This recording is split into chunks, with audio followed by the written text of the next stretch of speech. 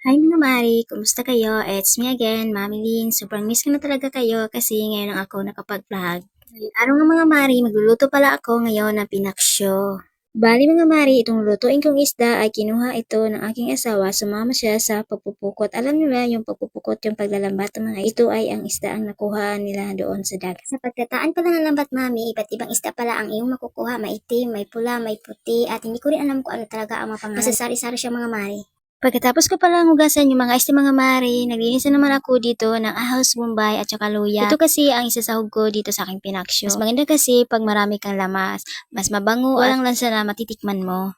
After all mga mari, nahiwa ko na pala yung mga ricado gaya ng sibuyas, bombay, at saka bell pepper at sal, at saka ahos. Pag nagluluto kasi ako mga mari, pinailalim ko talaga yung mga ricado kasi mas maganda kasi yung nakasilalim para hindi agad maano yung isda malalata. Kaya kung magluto kayo, ipailalim nyo talaga yung mga ricado, mas masarap din siya.